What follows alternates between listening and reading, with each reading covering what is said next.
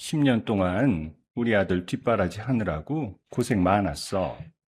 시애미가 특별히 내린 커피니까 마셔보렴. 걸핏하면 밥상을 없던 시어머니가 기괴할 정도로 다정한 미소를 지으며 제게 커피잔을 내밀었습니다.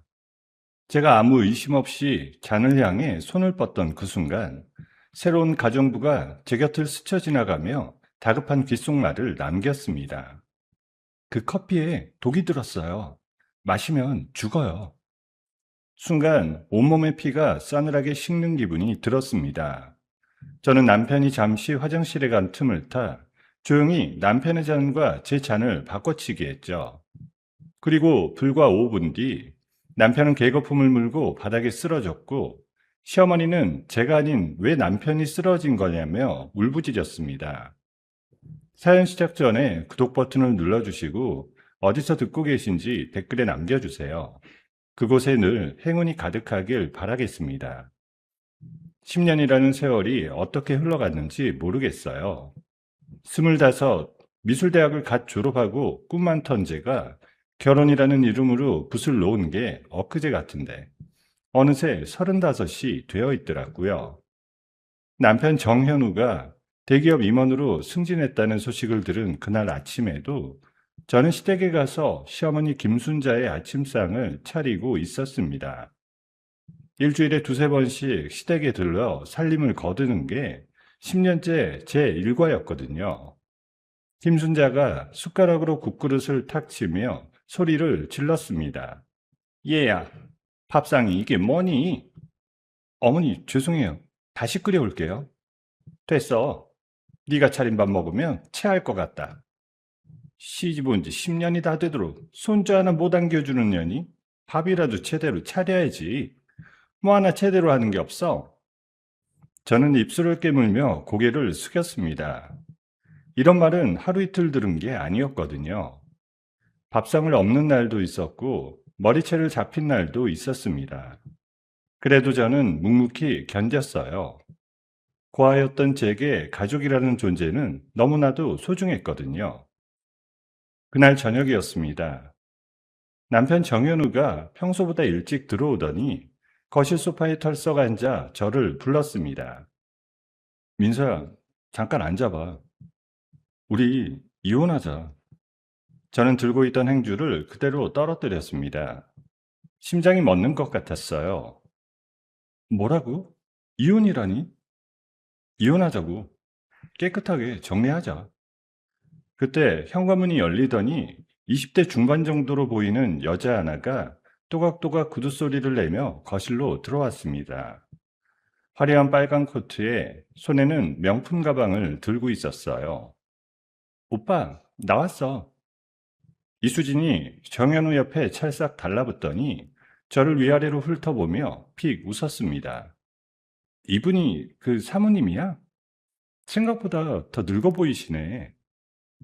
저는 두 손이 부들부들 떨렸습니다. 머릿속이 새하얘지면서도 이상하게 한 가지 생각만큼은 또렷했습니다. 정현우, 내가 너 회사 다닐 때, 시험 준비할 때 누가 도시락 싸들고 다녔어? 내 청춘을 전부 나한테 갖다 바쳤는데 맨몸으로 못 나가. 절대로 못 나가. 이날 마침 집에 와 있던 김순자가 안방에서 뛰쳐나와 제 뺨을 후려쳤어요. 미친년이 어디서 큰 소리야. 우리 아들 발목 잡고 늘어지지 말고 곱게 나가. 10년 동안 애 하나 못 낳는 년이 무슨 염치로. 저는 맞은 뺨을 손으로 누른 채 김순자와 정현우와 이수진을 차례로 노려봤습니다. 못 나간다고 했어. 위자료 한 푼 없이는 죽어도 못 나가. 그날 이후 시댁은 며칠간 잠잠했어요. 이상할 정도였습니다. 저는 이제 대놓고 바람을 피는 남편을 보며 매일같이 고민하며 잠을 설쳤습니다. 그러던 어느 오후 시어머니가 저에게 전화를 걸어왔습니다. 목소리가 평소와 달리 너무 부드러워서 저는 수화기를 든 채 한참을 멍하니 있었어요. 민서야, 이 시애미가 그동안 너무 심했지? 미안하다. 이번 주말에 우리 아들 임원 승진 축하 자리 좀 하자. 너희 부부 시댁으로 와. 출장 뷔페도 부르고 애미가 솜씨 좀 부려서 너 좋아하는 거 다 차려놓을게. 그리고 현우한테 그 어린 여자애도 정리하라고 얘기할 거다. 어머님, 진심이세요? 그래, 우리 식구잖니? 맛있는 거 먹으면서 좋게 풀어보자고. 저는 수화기를 든 손이 차갑게 식는 걸 느꼈습니다. 며칠 만에 바뀌어 버린 시어머니의 말투가 도저히 자연스럽게 느껴지지 않더라고요. 토요일 저녁 정현우의 차를 타고 도착한 시댁 거실은 정말로 잔칫집 같았습니다. 기다린 식탁 위에는 갈비찜에 잡채에 전이 가득 차려져 있었고 김순자는 앞치마를 두른 채 분주하게 음식을 나르고 있었습니다. 어서 와, 민서야. 내가 오늘 솜씨 좀 부렸다. 네, 어머니. 정현우는 평소처럼 거만하게 상석에 앉아 있었고 다행히 이수진의 모습은 보이지 않았습니다. 저는 식탁 안쪽에 조용히 앉아 수저를 들었어요. 그때였습니다. 주방 쪽에서 새로 들어왔다는 가정부가 쟁반을 들고 나오는데 그 얼굴을 본 순간 저는 들고 있던 갈비를 떨어뜨릴 뻔했어요. 박혜영 언니였습니다. 어릴 적 보육원에서 함께 자란 친자매처럼 의지했던 언니였죠. 박혜영은 저와 눈이 마주치자 아주 짧게 입술에 손가락을 갖다 댔어요. 모른 척하라는 신호였습니다. 저는 가까스로 표정을 갈무리하고 밥을 떴어요. 식사가 끝나갈 무렵 김순자가 자리에서 일어나며 활짝 웃었습니다. 민서야, 시애미가 오늘 특별히 커피 한 잔 내려줄게. 우리 며느리 먹이려고 비싼 원두로 준비해놨어. 우리 아들도 한잔하고 우리 셋이 이렇게 둘러앉아서 커피 마실 날이 어디 흔하니? 저는 어색하게 고개를 끄덕였습니다. 잠시 후 김순자가 직접 커피 두 잔을 들고 와 정현우 앞에 한 잔, 제 앞에 한 잔을 놓아줬어요. 제 잔에서는 김이 모락모락 올라오고 있었습니다. 그때 박혜영이 빈 접시를 치우는 척하며 제 앞으로 바짝 다가왔어요. 민사야, 그 커피 절대 마시면 안 돼. 독이 들었어. 저는 숨이 멎는 줄 알았습니다. 심장이 미친 듯이 뛰는데 얼굴 근육 하나 까딱하지 않으려고 안간힘을 썼습니다. 10년이었어요. 10년을 견딘 끝에 돌아온 게 독이 든 커피 한 잔이라니요. 피가 거꾸로 솟는데도 머릿속은 오히려 차갑게 식어가더라고요. 그때 정현우가 자리에서 일어났습니다. 잠깐 화장실 좀. 정현우가 식탁을 떠나는 순간 김순자도 마침 주방으로 물을 가지러 들어갔어요. 식탁에 저 혼자였습니다. 저는 숨을 한번 깊게 들이쉬고는 재빨리 정현우의 커피잔과 제 커피잔을 맞바꿨어요. 박혜영이 멀찍이 서 저를 바라보며 천천히 고개를 끄덕였습니다. 먼저 정현우가 돌아왔고 곧이어 김순자가 물잔을 들고 식탁으로 왔습니다.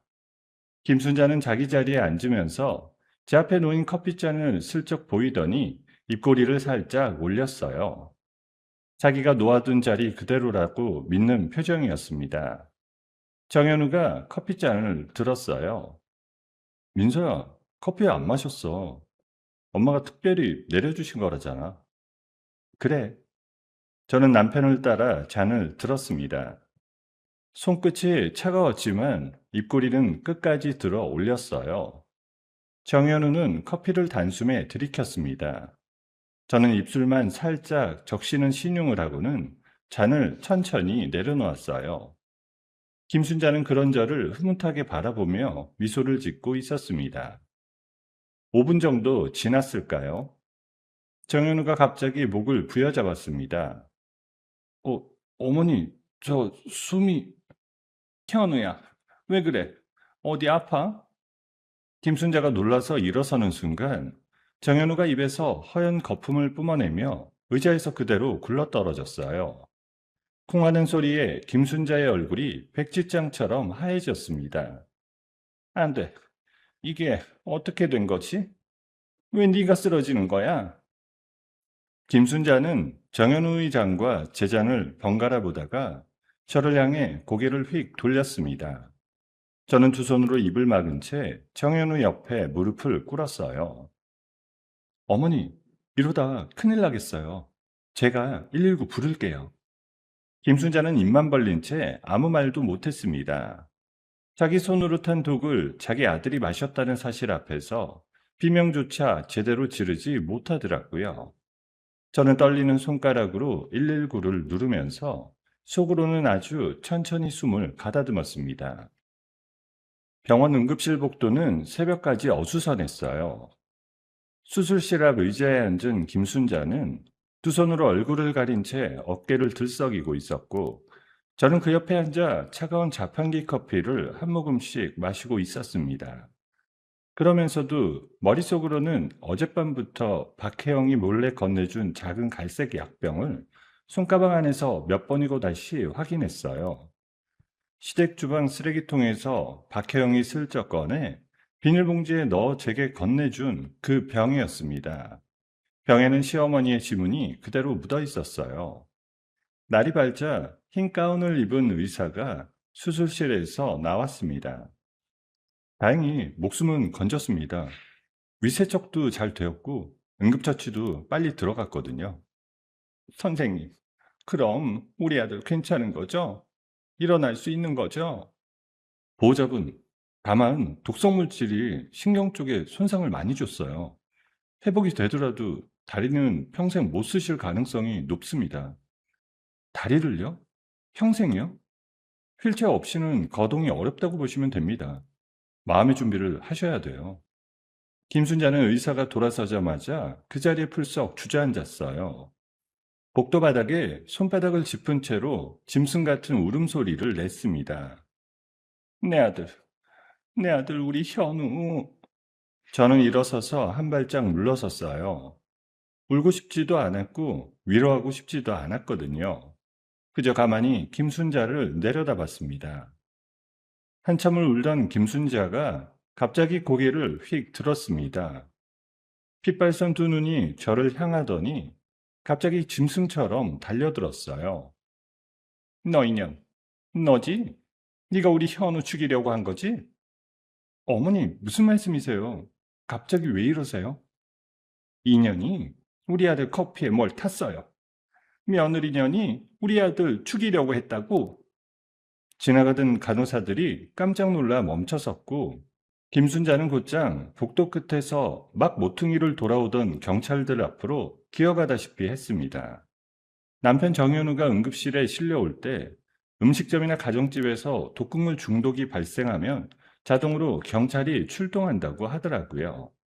그 경찰들이 어젯밤부터 병원에 와서 사건 경위를 조사하고 있었습니다.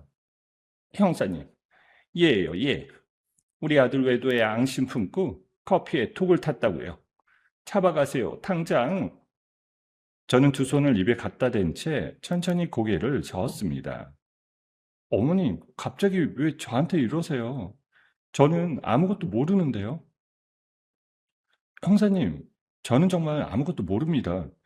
어제 저녁에 어머님이 부르셔서 갔다가 어머님이 직접 내려주신 커피를 마셨는데, 저는 일부러 손을 떨면서 손가락 안에서 그 작은 갈색 약병을 꺼냈습니다. 비닐봉지에 곱게 쌓인 채로요.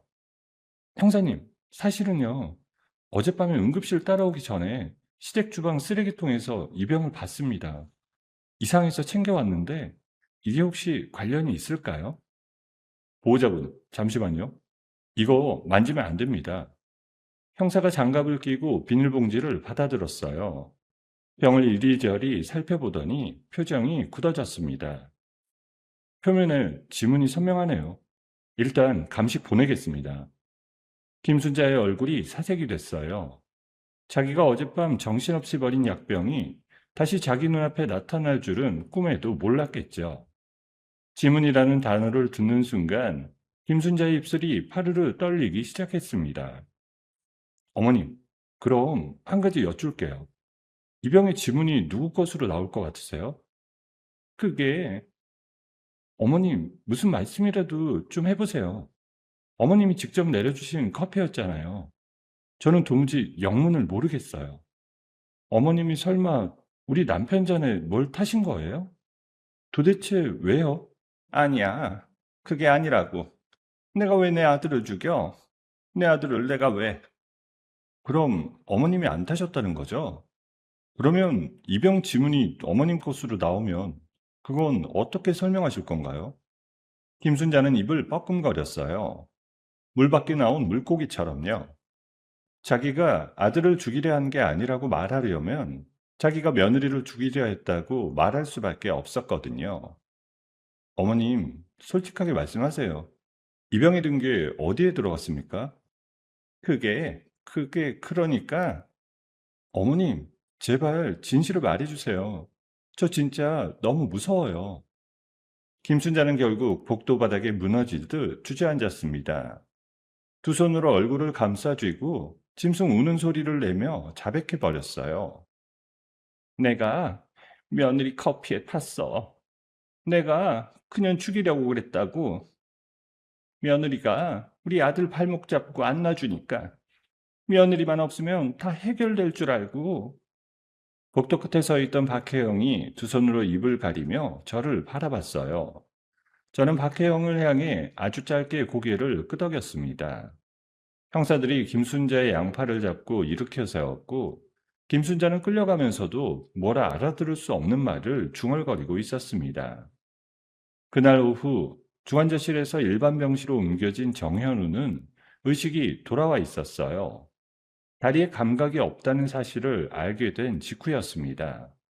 제가 병실 문을 열고 들어가자 정현우가 침대에서 몸을 비틀더니 그대로 바닥으로 굴러떨어졌어요. 휠체어 옆 차가운 타일 위에 엎드린 채 두 손으로 제 발목을 붙잡았습니다. 민서야, 제발 한 번만 살려줘. 나 어머니가 구속되면 안 돼. 어머니 나이가 몇이신데 감옥에서 어떻게 사시겠어. 제발 민서야, 너만 살려달라고 말해주면 돼. 너만. 저는 발목을 잡은 정현우의 손을 천천히 떼어냈습니다. 10년 전 처음 이 사람을 만났을 때 이 손은 따뜻하고 컸었어요. 지금은 그저 차갑고 떨리는 늙은 짐승의 발 같았습니다. 정현우, 잘 들어. 어머님이 집행유예 받으시려면 내가 선처탄원서 써드려야 돼. 안 그러면 살인미수로 실형이야. 그래, 써줘. 써주기만 하면 돼. 뭐든 할게. 강남 아파트. 네 명의로 된 거, 그거 전부 내 앞으로 돌려. 그리고 네 통장에 있는 현금, 적금이고 주식이고 뭐고 전부 내 계좌로 입금해. 민서야, 그건 너무. 그럼 어머님 감옥 가시는 거 보든가. 그리고 이 일 회사에 알려지면 너 임원이고 뭐고 끝이야. 언론에 한 줄만 나가도 정현우 인생 끝이고 그것까지 내가 막아줄게. 대신 가진 거 다 내놔. 정현우는 한참을 흐느꼈습니다. 자기가 가진 모든 걸 내놓는 길밖에 없다는 사실 앞에서요.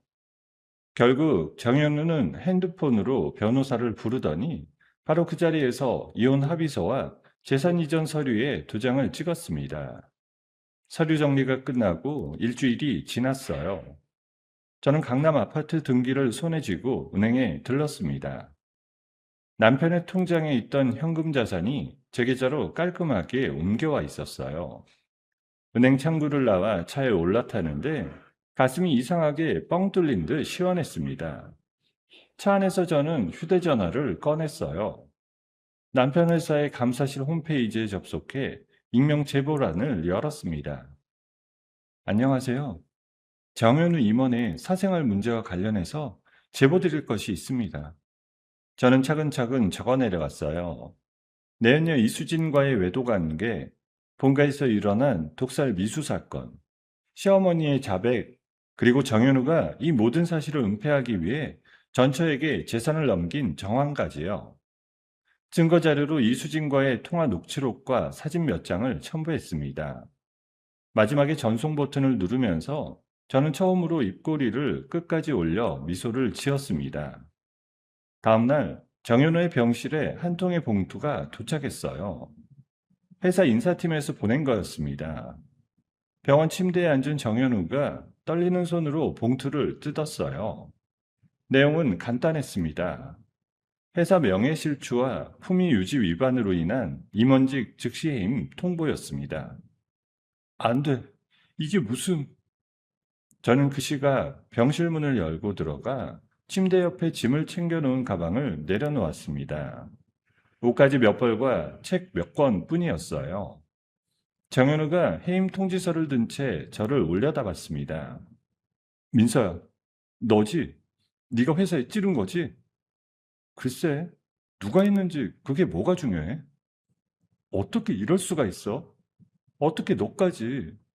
너까지라니 정현우. 먼저 한 게 누구야?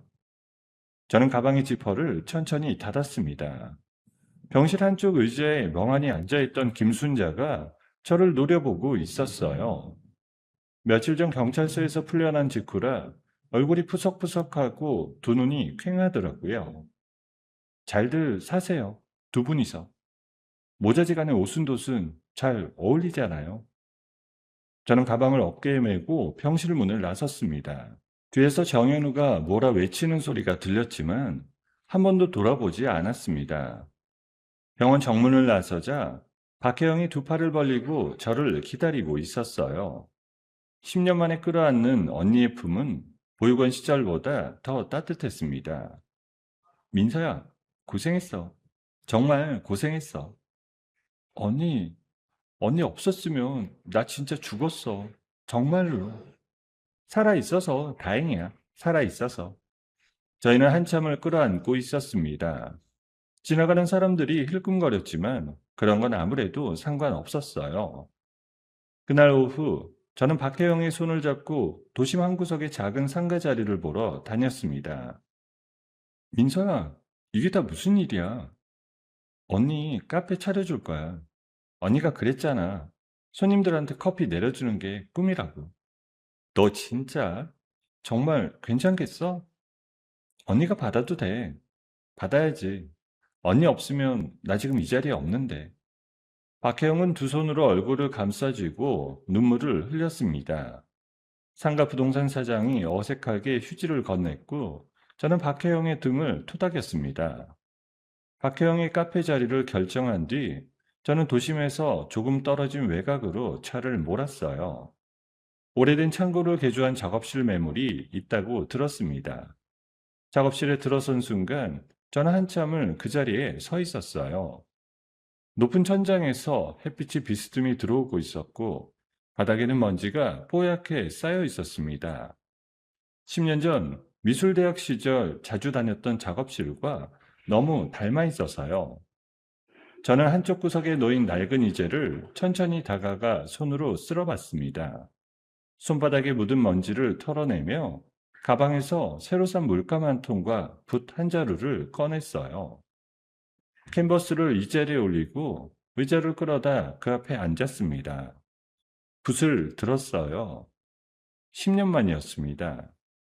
손이 약간 떨렸지만 첫 획을 그어 내려가는 순간 모든 떨림이 멎었어요. 분노였는지 슬픔이었는지 해방감이었는지 모르겠습니다.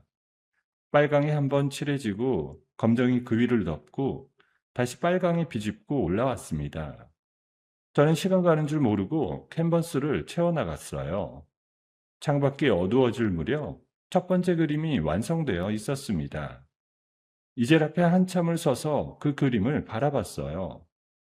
10년 동안 잊고 살았던 한 사람이 그림 속에서 천천히 저를 마주보고 있는 것 같았습니다. 남편과 시어머니가 무너진 자리에 새 한기가 들어찬 건 이혼 도장이 마르고 정확히 한 달이 지난 어느 오후였습니다. 저는 그날 작업실에 틀어박혀 새 캔버스를 마주하고 있었어요. 붓 끝에 검정 물감을 묻혀 막 첫 획을 그으려는데 박혜영이 카페 일을 마치고 들러서는 따뜻한 컵을 제 옆에 슬쩍 내려놓더라고요. 민서야, 잠깐 쉬었다 해. 사람이 끼니는 챙겨야지. 응, 언니, 곧 갈게. 박혜영은 제 어깨를 가볍게 토닥이고는 작업실 한쪽 낡은 소파에 앉아 휴대전화를 들여다봤습니다. 그러더니 화면을 한참 보다가 갑자기 미간을 찌푸리며 저를 불렀어요. 민서야, 너 이거 봤어? 뭔데, 언니? 그 여자 말이야. 그 어린애. 다시 시댁에 들어갔대. 저는 들고 있던 붓을 천천히 내려놓았습니다. 박혜영의 휴대전화 화면에는 동네 아는 사람이 보내준 사진 한 장이 떠 있었어요. 배가 살짝 부른 이수진이 시어머니 김순자의 팔짱을 끼고 산부인과 건물에서 나오는 사진이었습니다. 저는 한참을 그 사진을 들여다보다가 픽 웃고 말았습니다. 어디 보자. 이번엔 또 무슨 연극을 하시려나? 같은 시각 시댁 거실은 평소와 전혀 다른 풍경이었어요. 휠체어에 앉은 정현우가 거실 한복판에 멍하니 자리하고 있었고 그 옆에 이수진이 부른배를 두 손으로 받친 채 다정하게 앉아 있었습니다. 김순자는 그런 이수진 앞에 무릎까지 굽혀 앉아 두 손으로 이수진의 손을 꼭 잡고 있었습니다. 수진아, 정말 우리 현우에 맞지? 정말이지? 어머님, 제가 어머니 앞에서 거짓말을 왜 하겠어요? 병원에서 받아온 사진도 보여드렸잖아요. 이수진이 들고 있던 가방에서 초음파 사진 한 장을 꺼내 김순자 앞에 조심스럽게 펼쳐놓았어요. 흐릿한 흑백 사진 위에 작은 형체가 어렴풋이 찍혀 있었습니다. 우리 손주, 우리 현우 핏줄. 김순자가 사진을 두 손으로 받쳐들고는 마치 신주단지라도 모시듯 가슴에 끌어안았어요. 10년을 며느리 배만 쳐다보다가 끝내 얻지 못했던 손주가 이제야 자기 눈앞에 나타났다고 믿는 표정이었습니다. 어머니, 저 알아요. 저 어리고 처음에 오빠한테 욕심내서 들이댔던 거. 어머님이 저 미워하시는 거 다 알아요. 그런데 오빠가 이렇게 되고 나니까 도저히 모른 척 못하겠더라고요. 뱃속에 이 아기가 있는데 어떻게 외면해요? 어머님, 저 평생 오빠 옆에 있을게요. 대소변도 제가 다 받을게요. 어머님은 그냥 손주만 봐주세요. 수진아, 우리 며느리, 우리 진짜 며느리. 김순자는 이수진을 부둥켜 안고 엉엉 울었습니다. 10년 동안 저한테 들이댔던 그 모든 모욕적인 말들을 이제 이수진 앞에서는 한 글자도 꺼내지 않더라고요. 정현우는 휠체어에 앉은 채 그 모습을 멍하니 바라보고 있었습니다. 다리에 감각이 없는 자기를, 임원 자리에서 잘린 자기를, 무일푼이 되어버린 자기를 그래도 버리지 않고 찾아와 준 여자라고 믿고 있었어요. 수진아, 미안해. 정말 미안하다. 오빠, 미안하긴 뭐가 미안해. 우리 셋이서 잘 살면 되지. 이수진이 정현우의 휠체어 손잡이를 잡고 살살 흔들었습니다. 마치 어린아이를 어르듯이요. 며칠 뒤 김순자는 이수진을 안방으로 따로 불렀습니다. 손에는 두툼한 서류봉투 하나가 들려 있었어요. 수진아, 이리 와서 앉아봐. 네, 어머니. 내가 그동안 모은 거 있다. 우리 현우 명의로 안 해놓고 시애비 살아있을 때 내 앞으로 돌려놨던 상가 건물들이 몇 채 있어. 어머니, 그런 게 있으셨어요? 며느리년한테 다 뺏길 줄 알았지? 아니야. 내가 그렇게 호락호락한 사람이 아니다. 김순자는 봉투에서 등기 서류 몇 장을 꺼냈습니다. 상가 건물 3채, 시댁이 마지막으로 쥐고 있던 노후자산 전부였습니다. 이거 아기 태어나기 전에 네 이름으로 다 돌려놔 주마. 어머니, 그건 너무 제가 어떻게 그걸 받아야 돼. 우리 현우 척골 됐고 손주가 자라려면 돈이 있어야지. 내가 죽으면 누가 챙겨주니? 살아있을 때 깨끗이 돌려놔야 마음이 놓이지. 이수진은 두 손으로 입을 가리며 눈물을 글썽였습니다. 연기력 하나는 정말 발군이었어요.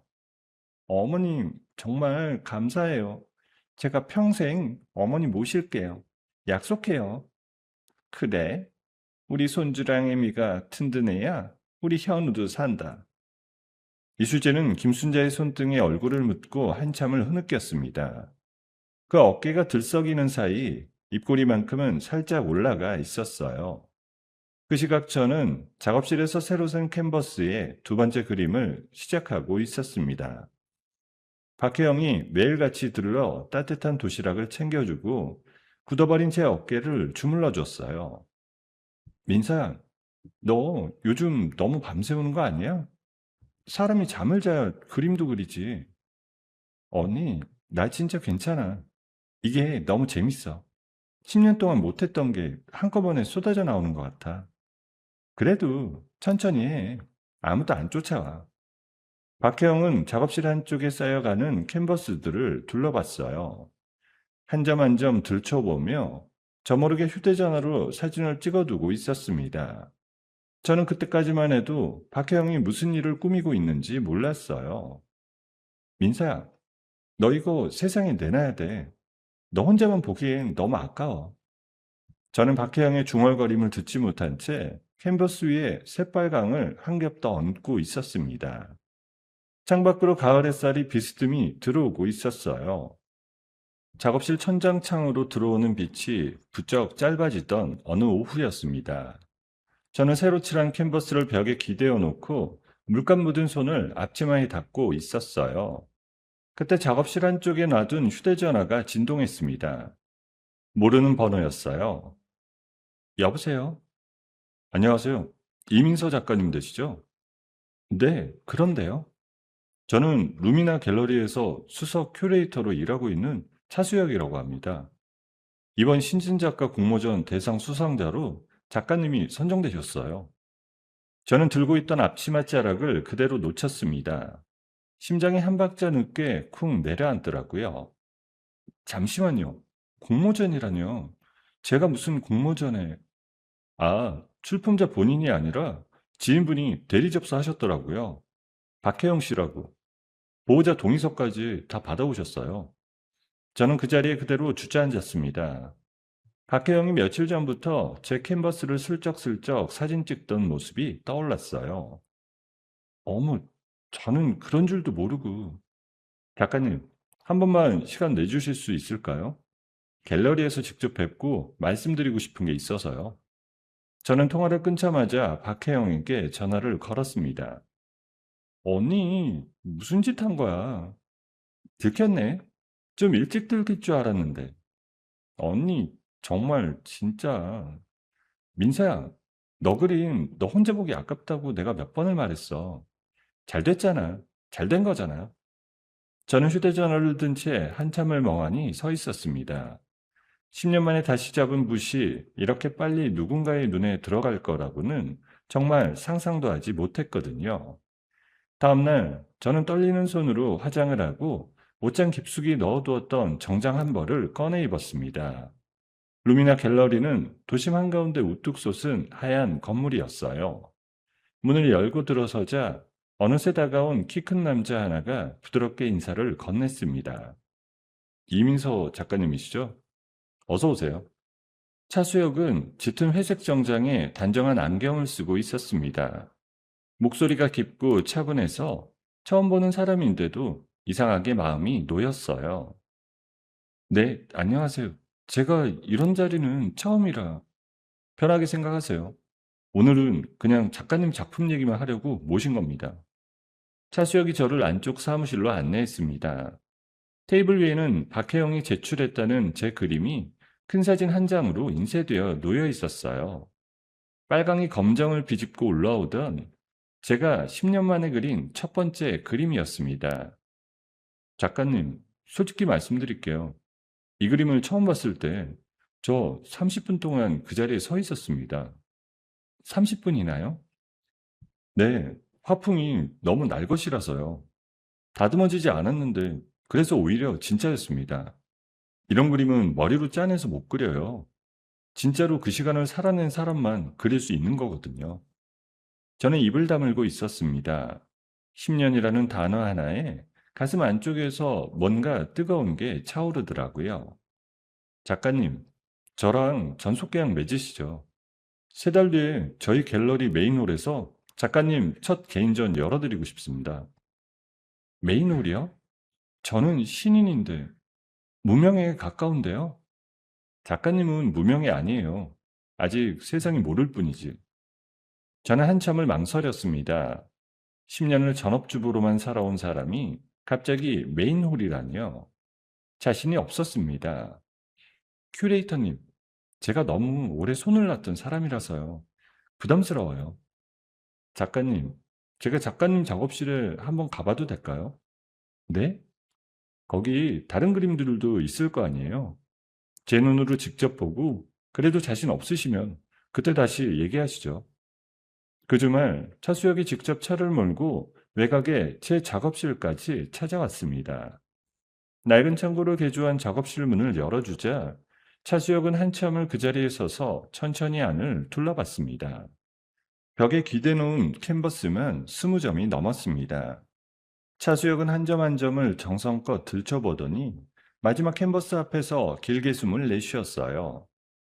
작가님, 이건 진짜예요. 제가 잘못 본 게 아니었어요. 차수혁이 고개를 돌려 저를 똑바로 바라봤습니다. 작가님, 한 번만 저 믿어주세요. 무대는 제가 만들게요. 작가님은 그림만 그리시면 됩니다. 저는 한참 동안 차수혁의 눈을 마주봤습니다. 10년 동안 누구한테도 받아본 적 없는 그런 단단한 눈빛이었어요. 그날 저녁 박혜영이 카페 일을 마치고 작업실로 달려왔습니다. 그래서 어떻게 됐어? 응? 사인했어? 언니, 닥달 좀 그만해. 사인했어.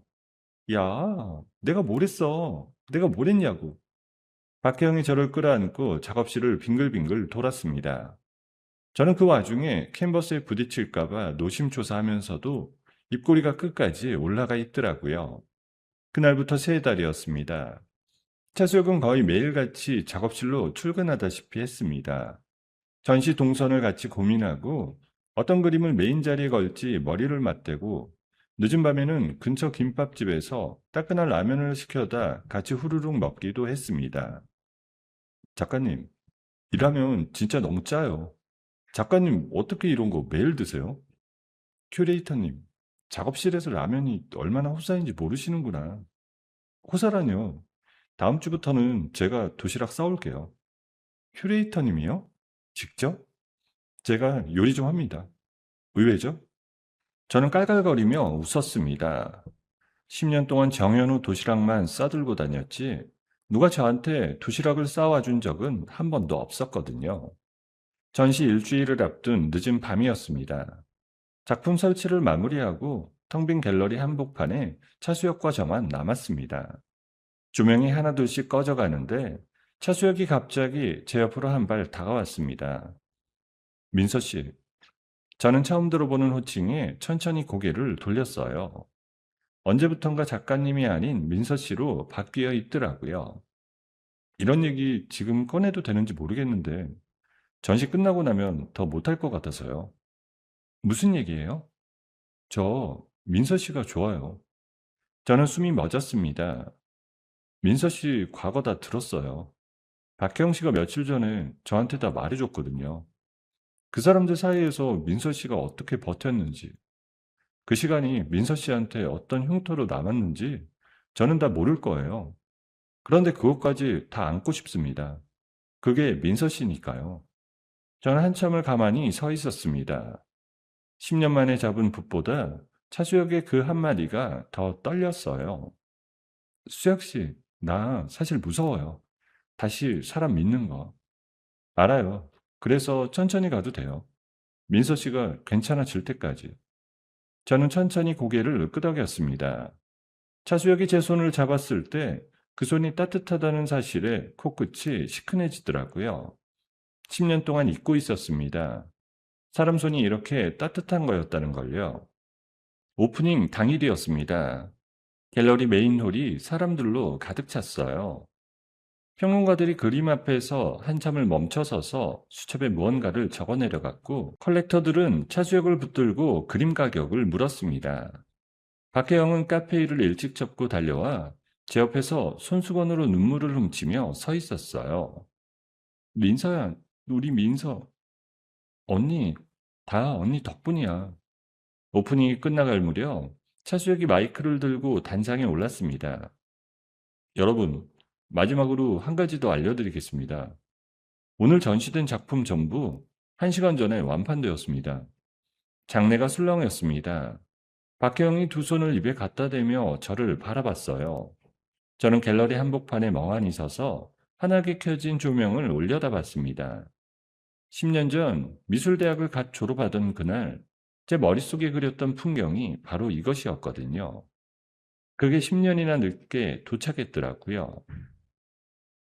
첫 개인전이 끝난 다음 날부터 제 인생은 그야말로 정신없이 돌아가기 시작했어요. 새벽 5시에 휴대전화 알람보다 먼저 차수혁의 전화가 울렸습니다. 민서 씨, 너무 일찍 깨워서 미안해요. 오늘 일정이 좀 빡빡해서요. 괜찮아요. 오늘은 또 어디 가요? 오전에 미술 잡지 인터뷰 2건 있고, 점심 먹고 방송국 다큐멘터리 촬영 있고요. 저녁에는 다음 전시 컬렉터 미팅 있습니다. 저는 침대에서 일어나 앉으며 한숨을 푹 내쉬었습니다. 10년 동안 시댁이나 들락거리던 사람한테 갑자기 잡지에서 다큐멘터리까지 줄을 서더라고요. 차수혁은 그 모든 일정을 분 단위로 조율해 줬습니다. 촬영장 조명이 너무 뜨거우면 슬쩍 자리를 빼주고, 인터뷰 질문이 사적인 영역으로 넘어오려 하면 한 발 먼저 끊어줬습니다. 작가님 작품 얘기 외에는 답변 드리지 않으십니다. 아, 네, 알겠습니다. 저는 차수혁의 등을 돌려 다음 일정 자료를 챙기는 모습을 가만히 바라봤습니다. 이 사람이 옆에 있다는 것만으로 어깨 위에 짊어진 무게가 절반쯤 줄어드는 기분이었어요. 그렇게 1년이 흘렀습니다. 두 번째 기획전도 성황 내에 끝났고, 제 그림값은 한 점에 억대를 가뿐히 넘기게 되었어요. 화가로서 벌어들인 수입이 차곡차곡 쌓이자 저는 박혜영이 운영하던 작은 카페를 도심 한복판에 큰 자리로 옮겨줬습니다. 민서야, 이건 너무 과해. 너무 과한 것 같아. 언니, 카페 한번 차려보자고 했던 거 언니 입버릇이었잖아. 이제 좀 제대로 된 자리에서 해봐. 너 진짜 우리 민서. 박혜영은 한참을 흐느끼더니 카페 간판 앞에서 저를 끌어안았습니다. 간판에는 두 자매가 같이 정한 이름이 단정하게 박혀 있었어요. 카페 오픈 첫날 손님이 줄지어 들어왔습니다. 박혜영이 직접 내린 커피를 받아든 손님들이 한 모금씩 마시며 미소를 짓는 모습을 저는 한쪽 구석 테이블에 앉아 가만히 지켜봤습니다. 10년 전 보육원 다락방에서 박혜영이 저한테 그랬거든요. 언젠가 내가 커피 내려주는 카페 차릴 거야. 너는 그 옆에 그림 걸어놓고. 그 약속이 이제야 둘 다 지켜진 셈이었습니다. 그해 겨울 첫눈이 내리던 밤이었어요. 차수혁이 저녁에 갤러리 근처 작은 레스토랑에 가자고 하더라고요. 무슨 일 있어요? 평소엔 이런 데 잘 안 데려가잖아요. 가끔 호강 좀 시켜드리려고요. 레스토랑은 평소보다 조용했습니다. 테이블 사이사이에 꽃이 놓여 있었고 음악이 잔잔하게 깔려 있었습니다. 이상하다 싶어 두리번거리는데 옆 테이블 손님이 한 명도 없었어요. 수혁 씨, 여기 통째로 빌린 거예요? 들켰네요. 식사가 끝나갈 무렵 차수혁이 자리에서 일어나더니 제 의자 옆으로 와서 한쪽 무릎을 꿇었습니다. 손에 작은 벨벳 상자가 들려 있었어요. 민서야, 저는 처음 듣는 그 호칭에 숨을 멈췄습니다. 언제부턴가 민서 씨도 아니고 민서야로 바뀌어 있더라고요. 너 지금까지 살면서 누가 너 진짜로 지켜준 적 있어? 수혁아, 갑자기 왜 이래? 없잖아. 너 혼자 다 짊어지고 여기까지 왔잖아. 차수혁이 천천히 상자를 열었습니다. 작고 단정한 반지 하나가 그 안에 들어 있었습니다. 이제부터는 내가 지킬게. 너 다시는 그런 사람들 곁에 안 가도 되게. 네 마음대로 그림만 그리면 되게. 나랑 결혼하자, 민서야. 저는 두 손으로 입을 막은 채 한참을 흐느꼈습니다. 10년을 정현우 옆에서 도시락을 싸고 아침상을 차렸지만 누구도 저한테 이렇게 말해준 적이 없었거든요. 할게. 결혼할게.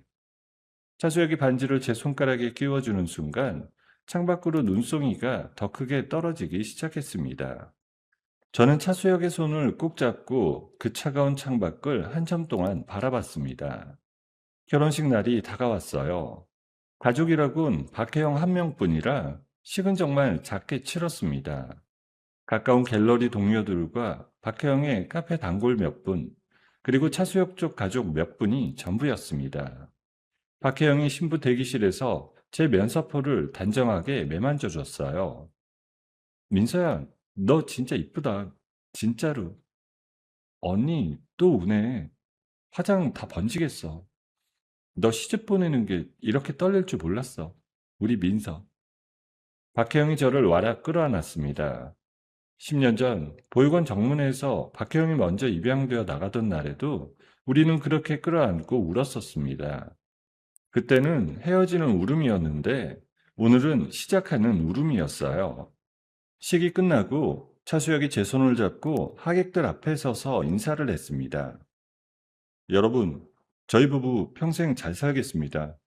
와주셔서 정말 감사합니다. 박수 소리가 한참을 이어졌습니다. 저는 면사포 너머로 박혜영을 바라봤어요. 박혜영은 손수건을 꼭 쥔 채 입꼬리를 끝까지 올리고 환하게 웃어주고 있었습니다.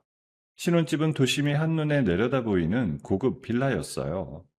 차수혁이 미리 한쪽 방을 채광 좋은 작업실로 꾸며놨더라고요. 수혁아, 이거 언제 다 했어? 결혼식 준비하는 동안에 짬짬이. 놀랐어? 진짜, 진짜 너무 좋다. 저는 작업실 한가운데 서서 한참을 천천히 둘러봤습니다. 10년 동안 시댁 부엌이 제 자리였는데, 이제는 이 작업실이 제 자리였습니다. 결혼한 지 몇 달이 지난 어느 아침이었어요. 저는 평소처럼 일어나 작업실로 가려다가 갑자기 속이 메스꺼워 화장실로 달려갔습니다. 민서야, 너 괜찮아? 어디 아파? 어제 저녁 먹은 게 좀 안 맞나 봐. 안 되겠어. 병원 가자. 저는 손사래를 쳤지만 차수혁이 결국 저를 데리고 산부인과까지 끌고 갔어요. 검사를 마치고 진료실로 들어가자 의사가 미소를 지으며 모니터를 돌려주었습니다. 축하합니다. 산모님, 임신 7주차세요. 저는 그 말을 듣고 한참을 멍하게 앉아 있었습니다. 10년이었습니다. 10년 동안 시어머니 김순자가 저한테 손주 못 낳는 년이라며 퍼부었던 그 욕설들이 떠올랐어요. 병원이고 한의원이고 안 다녀본 데가 없었는데 그렇게 안 생기던 아이가 차수혁을 만난 지 1년 반 만에 찾아온 거였어요. 선생님, 정말요? 정말 맞아요? 네, 산모님, 확실해요. 차수혁의 옆에서 제 손을 꼭 잡았습니다. 차수혁의 손도 부들부들 떨리고 있었어요. 집으로 돌아온 저는 차수혁이 보지 못하게 작업실에 들어가 한참을 흐느꼈습니다. 기뻐서 우는 게 처음이더라고요. 10년 동안 흘렸던 눈물은 다 다른 종류의 눈물이었거든요. 그날 저녁 박혜영을 집으로 불렀습니다. 박혜영은 거실에 들어서자마자 무슨 일인지 직감했는지 저랑 차수혁의 표정을 번갈아 보며 의아한 얼굴을 했습니다. 언니, 나 임신했어. 뭐? 임신했다고 언니. 박혜영이 들고 있던 가방을 그대로 떨어뜨렸습니다. 민서야, 정말이야? 박혜영이 저를 와라 끌어안고 엉엉 울었습니다. 차수혁은 옆에서 두 여자가 끌어안고 우는 모습을 가만히 지켜보고 손등으로 눈가를 닦고 있었습니다. 너 그동안 얼마나 들었니? 손주 못 낳는 년이라고. 그 더러운 말들 다 들으면서. 언니, 이제 다 끝났어. 다 끝났어. 저는 박혜영의 등을 토닥이며 창밖으로 시선을 돌렸습니다. 도심의 불빛이 별처럼 반짝이고 있었어요. 10년 전 시댁 거실 창문 너머로 보였던 그 빌딩 숲이 이제는 완전히 다른 세상의 풍경처럼 보이더라고요.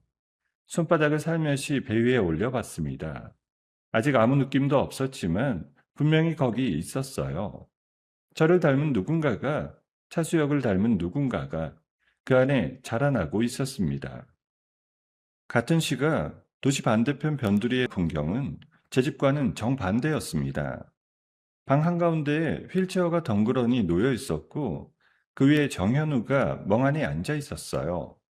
한쪽 구석에는 김순자가 이불을 뒤집어 쓴 채 누워 있었습니다.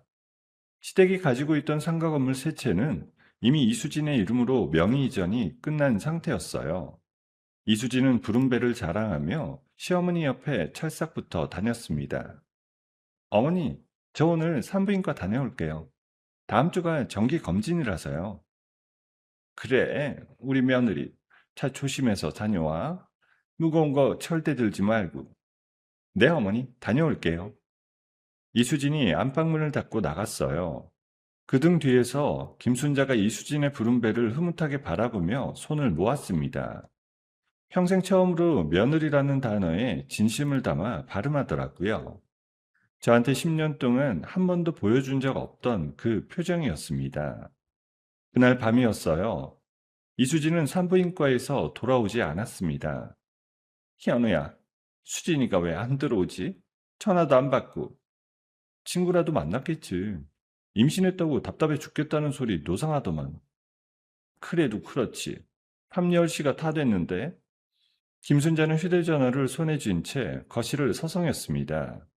전화벨이 한 번 더 울리는 동안 정현우는 휠체어에 앉아 천장을 올려다보고 있었어요.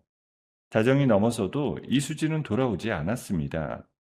새벽 2시쯤 김순자가 결국 이수진의 방문을 벌컥 열어젖혔어요.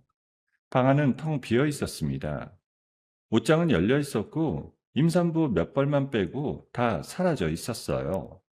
화장대 위에 있던 명품 가방도 보석함도 통째로 없었습니다. 김순자가 안방으로 달려가 금고를 열어봤어요. 금고 안에 두툼하게 쌓여있던 현금 다발이 흔적도 없이 사라져 있었습니다. 안 돼. 이게 어떻게 된 거야? 어머니, 무슨 일인데요? 수진이가, 수진이가 타가지고 도망갔어. 김순자가 그 자리에 풀썩 주저앉았습니다. 손에 인감도장 하나만 달랑 들려 있었어요. 며칠 전 이수진이 출생신고 미리 준비한다고 가져갔다가 일부러 다시 돌려놓고 간 도장이었습니다. 날이 밝자마자 김순자는 휠체어에 정현우를 태우고 경찰서로 달려갔습니다. 이수진의 인적사항을 적어 신고를 했어요. 형사님, 우리 며느리가 도망갔어요. 임실한 며느리가 집 다 털어서 도망갔다고요. 어머니, 며느리분 성함하고 주민등록번호 알려주세요. 본가 주소도요. 김순자가 떨리는 손으로 이수진이 적어줬던 인적사항 메모를 내밀었습니다. 형사가 한참을 컴퓨터에 입력하더니 안경 너머로 김순자를 빤히 쳐다봤습니다. 어머니, 이거 가짜예요. 뭐라고요? 이 이름, 이 주민번호, 어느 것도 실존하는 사람이 아니에요. 여기 적힌 주소도 그냥 빈 건물이고요. 그게 무슨, 그게 무슨 말씀이세요? 어머님이 며느리라고 알고 계셨던 분, 가짜 신분으로 어머님 댁에 들어와 있었던 거예요. 김순자의 입이 천천히 벌어졌습니다. 손에 들고 있던 종이 한 장이 바닥으로 흘러 떨어졌어요. 그리고 한 가지 더 확인해 드릴게요. 산부인과 기록도 조회해 봤는데요.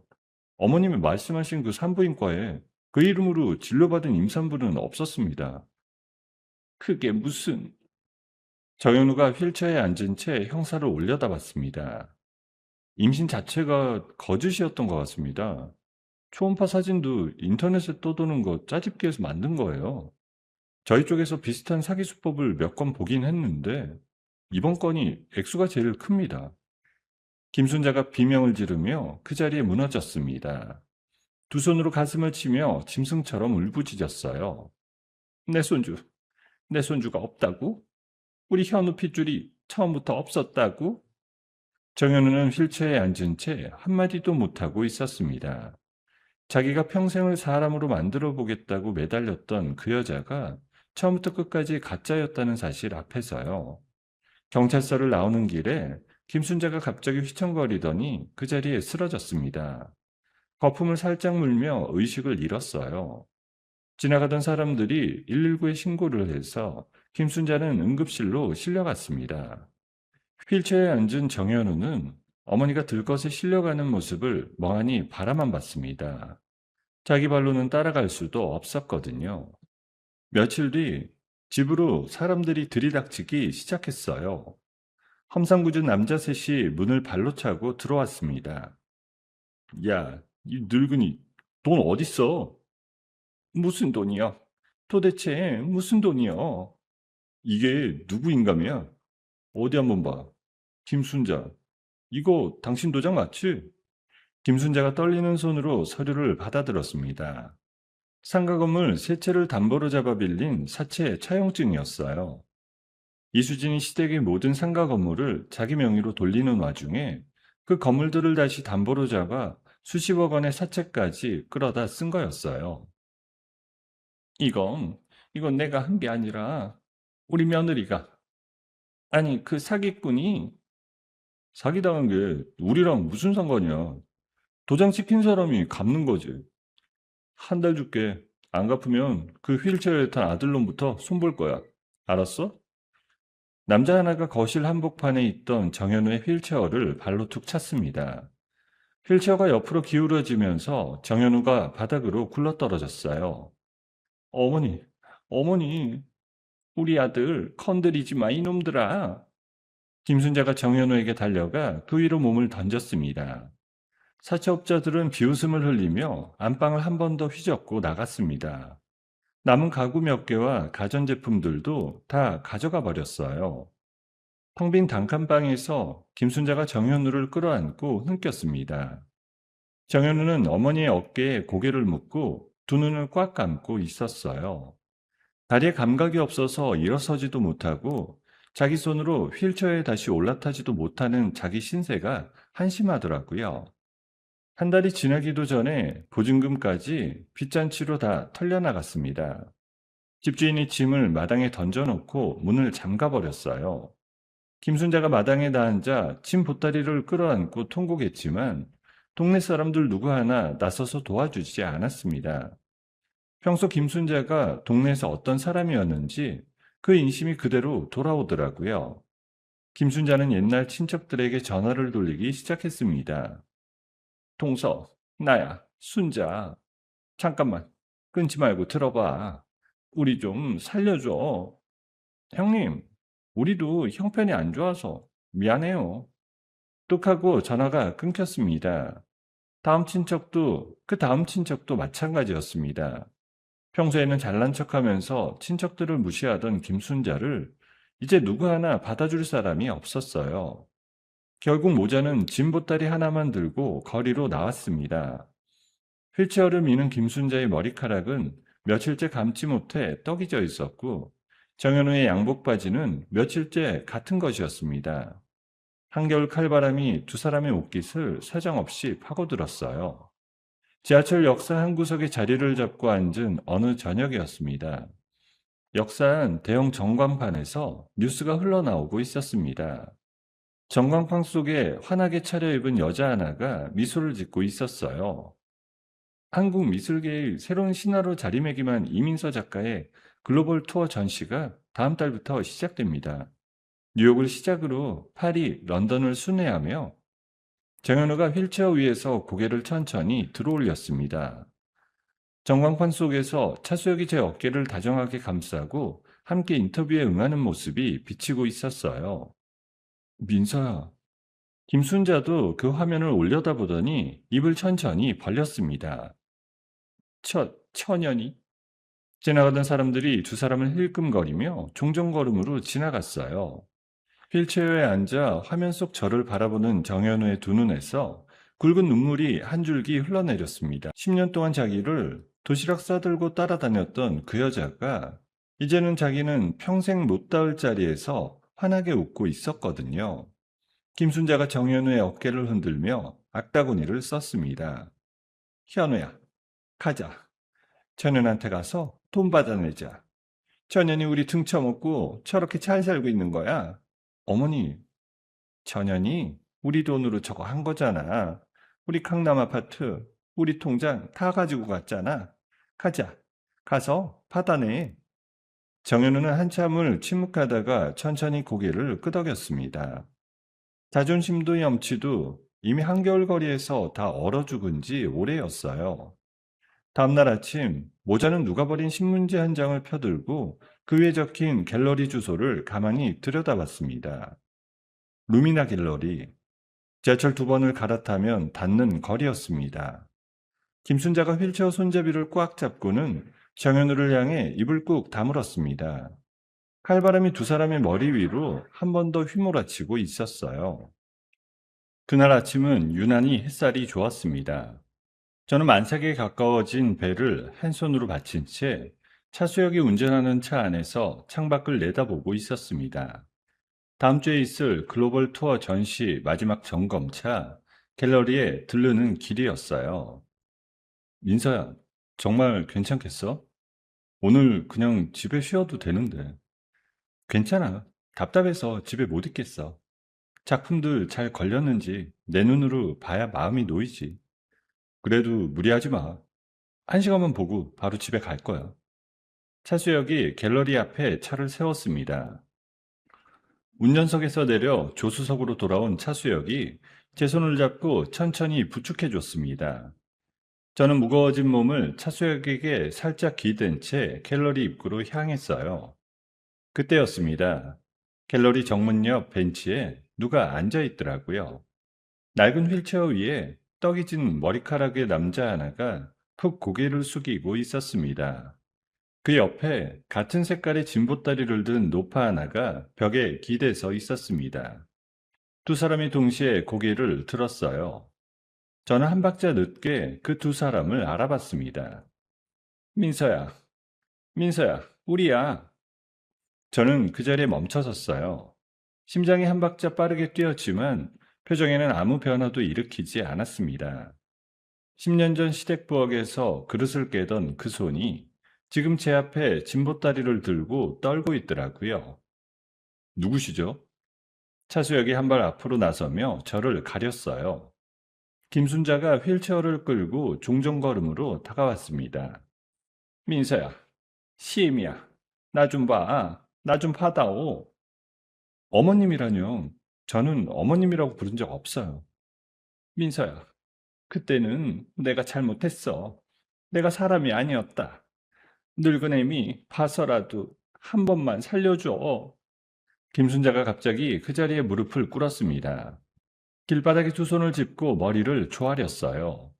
10년 동안 저한테 손주 못 낳는 년이라며 머리채를 잡던 그 손이 차가운 보도블록 위에 엎드려 있었습니다.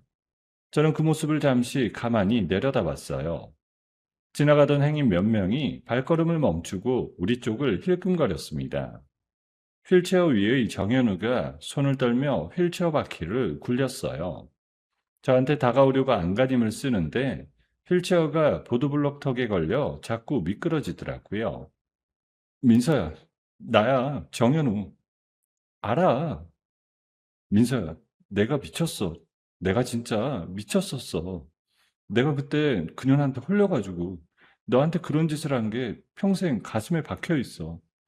그래서 너 한 번만 사채빚 갚을 돈만 우리 어머니 약간만 그것만 좀 도와주면 안 되겠어? 우리 어머니 이대로 길에서 돌아가시게 생겼어. 저는 한 발 앞으로 나섰어요. 차수혁이 제 팔을 잡으려 말렸지만 저는 가만히 고개를 저었습니다. 정현우, 너 그 커피 기억나니? 정현우의 얼굴이 백지장처럼 하얘졌어요. 너네 모자가 나한테 먹이려고 탄 그 커피 말이야. 그 커피 사실은 내가 안 마셨어. 너랑 바꿔치기 한 거였어. 너 지금 그 휠체어에 앉은 거 너희 어머님이 직접 탄 독 때문이야. 너희 어머님이 며느리한테 먹이려던 그 독을 네가 마신 거야. 김순자가 길바닥에 엎드린 채 그 자리에서 흐느끼기 시작했어요. 이미 자기 입으로 자백한 사실인데도 며느리 입에서 다시 듣는 건 또 다른 모양이더라고요. 너희 모자가 나한테 먹이려던 독이 네 피 속에 그대로 돌고 있는 거야. 지금 그 사채빚, 그 휠체어, 어머님이 길바닥에 엎드리시는 거, 그게 다 너희가 나한테 하려던 짓이라고. 정현우는 두 손으로 얼굴을 가린 채 휠체어 위에서 흐느꼈어요. 김순자가 길바닥에 엎드린 채 제 발목을 잡으려고 손을 뻗었습니다. 민서야, 그래도 사람인데 한 번만. 시애미가 손주 임신한 며느리 앞에서 무릎까지 꿇는데 저는 김순자의 손이 제 발목에 닿기 전에 한 발 물러섰습니다. 어머님, 손주 얘기 함부로 입에 올리지 마세요. 이 아이는 어머님이랑 아무 상관없는 아이예요. 민서야. 그리고 한 가지 더 알려드릴게요. 어머님이 그렇게 애지중지하던 그 며느리, 그 어린 여자 사기꾼이었던 거 아세요? 임신한 적도 없고 이름도 가짜였대요. 어머님이 받들고 모셨던 그 손주는 처음부터 없었던 거예요. 김순자가 그 자리에서 입을 쩍 벌렸습니다. 저는 김순자의 얼굴을 똑바로 내려다보며 한자 한자 또박또박 이어갔어요.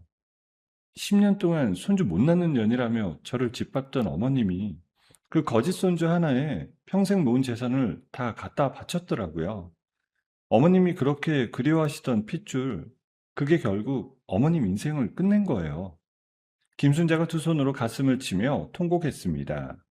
자기 손으로 며느리한테 독을 탄 일도, 자기 손으로 사기꾼한테 인감을 넘긴 일도 누구를 탓할 수가 없으니까요.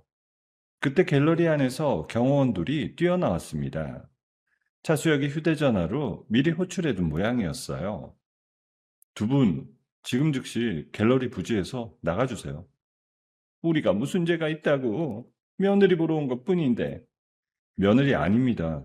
제 아내예요.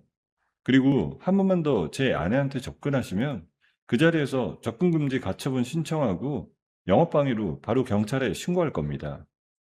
차수혁의 목소리가 갤러리 앞 보도블록 위로 차갑게 내려앉았어요. 평소 차분하기만 한 사람한테서 처음 들어보는 결기였습니다. 경호원들이 정현우의 휠체어 손잡이를 잡고 보도블록 옆으로 밀어냈어요. 김순자가 보따리를 들고 그 뒤를 따라가다 갑자기 몸을 휙 돌리더니 저를 향해 손가락질을 하기 시작했습니다. 야, 너 그렇게 잘 산다고? 좋아하지 마. 우리 현우 다리 이렇게 만든 년이 어디 가서 멀쩡히 살 줄 알아? 너 잘 살면 얼마나 잘 살아보겠어? 너 그 뱃속에 둔 아이도 멀쩡히 못 낳을 거다. 이 못된 것. 저는 그 자리에서 멈춰서서 김순자를 가만히 바라봤습니다. 10년 전 시댁부엌에서 들었던 그 욕설들이 거의 똑같은 결로 다시 들려오더라고요. 어머님, 그 입으로 제 아이 저주하신 거 진심이세요? 그래, 진심이다. 저는 천천히 휴대전화를 꺼내 들었습니다. 차수혁이 옆에서 제 어깨에 손을 얹었어요. 그럼 저도 어쩔 수 없네요. 협박죄로 신고할게요. 저는 곧장 112를 눌렀어요. 차수혁의 옆에서 상황을 차분하게 설명하는 사이 김순자는 보도블록 위에 풀썩 주저앉아 머리를 쥐어뜯고 있었습니다. 5분도 안 되어 순찰차 한 대가 갤러리 앞에 멈춰섰어요. 경찰관 둘이 내려서 김순자의 양팔을 잡아 일으켰고 휠체어를 탄 정현우는 한쪽에서 그 모습을 멍하니 바라보고 있었습니다. 민서야, 살려다오. 시애미가 잘못했어. 저는 어머님이라고 부른 적 없다고 했어요. 저는 등을 돌렸습니다. 차수혁이 제 어깨를 감싸 안고 갤러리 안으로 천천히 안내해 줬어요. 갤러리 유리문이 닫히는 순간 김순자의 마지막 비명이 멀리서 들려왔습니다. 차수혁이 저를 갤러리 안쪽 응접실로 데리고 가서 따뜻한 차 한 잔을 내려줬어요. 민서야, 너 괜찮아? 배에 물이 가지는 않았어? 괜찮아. 진짜 괜찮아. 저는 한 손으로 배를 어루만지며 천천히 차를 한 모금 마셨습니다. 이상하게 손이 떨리지도 않더라고요. 10년 전 시댁부엌에서 김순자의 욕설을 들을 때는 손이 부들부들 떨렸었는데 오늘은 그렇지 않았습니다. 민서야, 응? 너 진짜 단단해졌다. 처음 만났을 때랑 비교하면 완전 다른 사람 같아. 수혁이 덕분이야. 언니 덕분이고. 차수혁이 제 손을 꼭 잡았습니다. 저는 차수혁의 손에 제 손을 마주 포개고 한참 동안 그 따뜻함을 느꼈습니다. 그날 저녁 집으로 돌아온 저는 박혜영을 불렀어요. 박혜영은 카페 영업을 일찍 마치고 한 걸음에 달려와 주었습니다. 언니, 오늘 갤러리 앞에서 그 사람들 봤어. 뭐? 그 모자가? 어떻게 거기까지 찾아왔대? 노숙자 신세더라. 어머님이 길바닥에 무릎까지 꿇었어. 그래서? 네 마음 약해진 거 아니지? 아니야, 언니. 한 푼도 안 줬어. 경찰 불러서 보냈어. 잘했어. 진짜 잘했어. 우리 민서. 저는 식탁 위에 놓인 주스잔을 들었습니다. 박혜영도 잔을 들고는 제 잔에 살짝 부딪혔어요. 같은 시각 지하철 역사 한 구석에서는 김순자가 정현우의 휠체어 옆에 쪼그려 앉아 있었습니다. 경찰서에서 훈방 조치로 풀려 나온 직후였어요. 정현우는 낡은 휠체어에 앉아 호국만 응시하고 있었습니다. 자기가 발로 차서 보낸 10년의 헌신과 자기 손으로 끌어들인 가차핏줄과 다가올 한겨울 밤을 한꺼번에 떠올리고 있었습니다. 김순자는 그런 정현우 옆에서 진보다리를 끌어안고 흐느꼈어요. 지하철 역산 대형 전광판에서는 또 다른 제 인터뷰 영상이 흘러나오고 있었습니다. 갤러리 앞에서 모자를 마주친 그 일로부터 두 달이 더 흘렀습니다. 저는 만삭이 되어 글로벌 투어 전시는 일정을 한 차례 미뤘고 출산날을 손꼽아 기다리고 있었습니다. 겨울 한파가 가장 매서웠던 어느 새벽이었어요. 박혜영의 카페 단골 손님 한 분이 박혜영에게 조심스럽게 신문 한 면을 내밀었다고 하더라고요. 박혜영은 그 기사를 한참 들여다보다가 제 집으로 곧장 달려왔습니다. 민서야, 너 마음 단단히 먹고 들어. 좋은 소식인지 나쁜 소식인지 모르겠어. 무슨 일인데 언니? 시어머니 김순자가 죽었대. 길거리에서. 저는 들고 있던 찻잔을 식탁 위에 천천히 내려놓았어요. 손이 떨리지도 않았고 눈물이 나지도 않았습니다. 그저 한 박자 늦게 아 그렇구나 하는 생각이 들었을 뿐이었어요. 지하철 역사 근처에서 며칠 굶다가 피를 토하고 쓰러진 모양이야. 행려병자로 처리됐는데 아는 사람이 신고해서 신원이 밝혀졌대. 정현우는? 정현우는 어머니 시신 옆에서 휠체어에 앉아 오열했다고 하더라. 그 모자 죽은 시신을 거둘 사람도 없어서 결국 무연고로 처리됐대. 저는 천천히 고개를 끄덕였습니다. 10년 동안 저한테 손주 못 낳는 년이라며 머리채를 잡던 시어머니의 마지막이 그렇게 끝났더라고요. 저는 한 손으로 배를 어루만졌습니다. 뱃속의 아이가 작게 몸을 움직였어요. 너는 절대 그렇게 잘하지 마. 너는 사랑받기만 하면서 자라야 돼. 박혜영이 옆에서 제 등을 가만히 토닥여 줬습니다. 산통이 시작된 건 그로부터 일주일 뒤였어요. 새벽에 갑자기 배가 단단해지면서 통증이 밀려왔습니다. 차수혁이 한 걸음에 짐가방을 챙겨 들고 저를 차에 태웠어요. 민서야, 숨 천천히 쉬어. 천천히. 알았지? 알았어.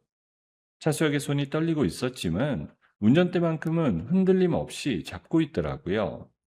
병원 분만실 앞에 박혜영이 먼저 와서 기다리고 있었습니다. 민서야, 우리 민서 힘내. 알았지? 언니, 나 진짜 괜찮아. 무섭지도 않아. 저는 분만실로 들어가는 침대 위에서 박혜영의 손과 차수혁의 손을 차례로 꼭 잡았습니다. 10년 전 시댁 안방에서 김순자의 손에 머리채를 잡혀 끌려다니던 손이 오늘은 두 사람의 따뜻한 손을 차례로 잡고 있었습니다. 진통은 길었어요. 하지만 길고 긴 시간 끝에 마침내 분만실 안에 작은 울음소리가 터져나왔습니다. 사모님, 축하드려요. 따님입니다. 건강한 따님. 저는 의식이 흐릿한 와중에도 입꼬리를 끝까지 올렸습니다. 간호사가 닦아 안겨준 작은 아기의 얼굴이 차수혁을 닮아 있었어요. 안녕, 엄마야. 아기가 작은 입을 오물거리며 제 가슴팍에 머리를 묻었습니다. 따뜻했습니다. 10년 동안 그토록 갈망했지만 단 한 번도 가져보지 못했던 그 따뜻함이 마침내 제품 안에 들어와 있었어요. 병실로 옮겨지자 차수혁이 들어왔습니다. 차수혁은 침대 옆에 한참을 서서 아기와 저를 번갈아 바라보더니 두 손으로 얼굴을 가린 채 흐느꼈어요. 민서야, 고마워. 정말 고마워. 수혁아, 너도 고생했어. 박혜영도 병실에 들어와 아기를 한참 동안 들여다봤습니다. 우리 조카, 우리 조카가 이렇게 예쁠 수가 있나? 언니, 이 아이 이모도 언니 하나뿐이야. 평생 잘 봐줘. 그럼 평생 잘 봐줄 거야. 새 어른이 작은 아기를 둘러싸고 한참을 같이 울고 같이 웃었습니다. 산후조리를 마친 저는 다시 작업실로 돌아갔어요. 차수혁이 미뤄두었던 글로벌 투어 전시 일정을 다시 잡아줬고, 저는 뉴욕과 파리, 런던을 차례로 다녔습니다. 물론 갓 100일 지난 딸과 차수혁, 그리고 박혜영까지 모두 함께였어요. 뉴욕 전시 오프닝 날이었습니다. 맨하탄 한복판의 갤러리에 사람들이 가득 들어찼어요. 벽에 걸린 제 그림 앞에서 외국인 평론가들이 한참을 멈춰서서 수첩에 무언가를 적어 내려갔습니다. 작가님, 이 그림에서 빛이 정말 강하게 느껴집니다. 어둠 속에서 솟아오르는 빛 같은데 어떤 의도로 그리신 건가요? 어떤 분이 저를 죽이려고 한 적이 있어요. 그분이 준 잔을 받아서 마실 뻔했거든요. 그날 아침에 깨고 일어났을 때 다시는 어둠 속에 갇히고 싶지 않다고 생각했습니다. 그게 이 그림이에요.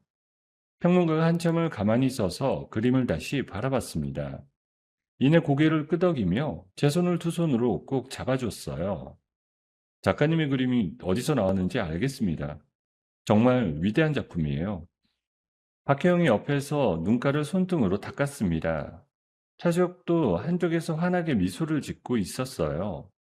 파리 전시도 런던 전시도 가는 곳마다 폭발적인 반응이었습니다. 저는 한국을 넘어 세계가 주목하는 화가로 발돋움하고 있었어요. 투어를 모두 마치고 한국으로 돌아오는 비행기 아니었습니다. 품에 안긴 딸아이가 새근새근 잠들어 있었고 옆자리에서 차수혁이 제 손을 잡고 있었습니다. 저는 창밖으로 흘러가는 구름을 한참 바라봤어요. 진짜 멀리 왔다. 우리 정말 멀리 왔어.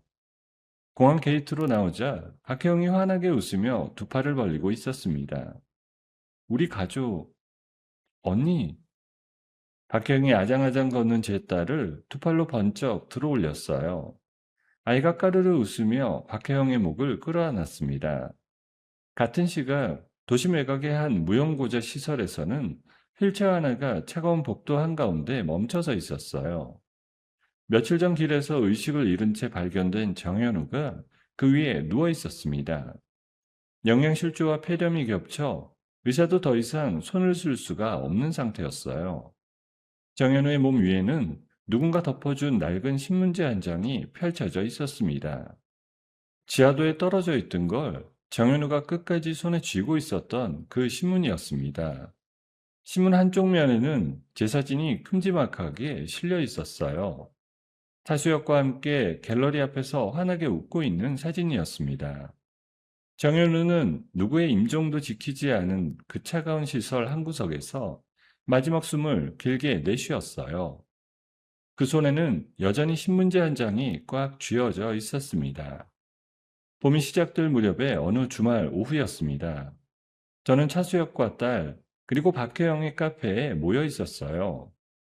박혜영이 운영하는 카페는 도심 한복판에서도 가장 잘 나가는 가게 중 하나가 되어 있었습니다. 우리 손님들, 오늘 메뉴는 뭘로 하실까나? 처제, 오늘은 처제가 직접 골라줘. 그래, 우리 조카 좋아하는 거랑 민서가 좋아하는 거랑 우리 제부 좋아하는 거 다 한 잔씩 내릴게. 박혜영이 능숙한 손길로 원두를 갈기 시작했습니다. 향긋한 커피 향이 카페 안에 가득 퍼졌어요. 제 딸은 제 무릎 위에 앉아 스케치북을 펼쳐놓고 통통한 손으로 크레파스를 쥔 채 뭔가를 그리고 있었습니다. 우리 딸 뭐 그리는 거야? 딸아이가 동그란 눈으로 저를 올려다보더니 활짝 웃으며 스케치북을 들어 보여주었습니다. 우리 딸 너무 잘 그렸네. 엄마처럼 화가가 되려나? 딸아이가 까르르 웃으며 다시 크레파스를 틀었습니다. 저는 다시 한번 가보겠습니다. 저는 그 작은 정수리에 살며시 입을 맞췄어요. 문득 10년 전 시댁 부엌에서 김순자가 들이밀던 그 커피잔이 떠올랐습니다.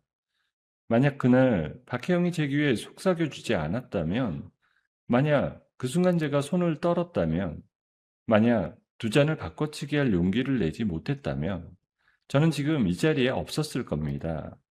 이 따뜻한 카페도 옆에 앉은 차수혁도 무릎 위에 딸아이도 카운터에 박혜영도 다 없었을 거예요. 잘했어. 그때 진짜 잘했어. 차수혁이 제 옆에서 손을 가만히 포개왔습니다. 무슨 생각해? 그냥 우리가 여기 같이 앉아 있다는 게 너무 신기해서. 앞으로도 평생 이렇게 같이 앉아 있을 거야. 박형이 커피 세 잔과 따뜻한 우유 한 잔이 담긴 쟁반을 들고 우리 테이블로 다가왔습니다. 자, 우리 가족 커피 나왔습니다. 박형이 제 앞에 잔을 놓아주는 순간 저는 그 향을 한 번 깊게 들이마셨어요. 미술이라는 꿈을 접고 시어머니의 모진 모욕을 견디고 남편의 외도까지 마주해야 했던 이민서의 10년이 가슴 먹먹하게 다가왔습니다. 하지만 이민서는 무너지지 않았습니다. 독이 든 잔을 마주한 그 찰나에 떨리는 손으로 잔을 바꿔치기 한 그 한 번의 용기가 자신의 인생을 통째로 구해냈더라고요. 가장 추웠던 시간에 손을 내밀어준 보육원 시절 언니 박혜영, 상처투성이인 자신을 있는 그대로 안아준 차수혁, 그리고 마침내 품에 안긴 딸까지. 진짜 가족은 핏줄로 묶이는 게 아니라 서로의 손을 끝까지 놓지 않는 사람들이라는 걸 이민서가 보여줬습니다. 여러분의 곁에도 이민서를 살린 박혜영 같은 차수혁 같은 사람이 분명히 있을 거예요. 그 손 꼭 잡으시길 바랍니다. 여러분, 오늘의 이야기를 어디서 듣고 계신가요? 구독 버튼을 눌러주시고 댓글에 남겨주시면 감사한 마음으로 인사드리겠습니다. 감사합니다.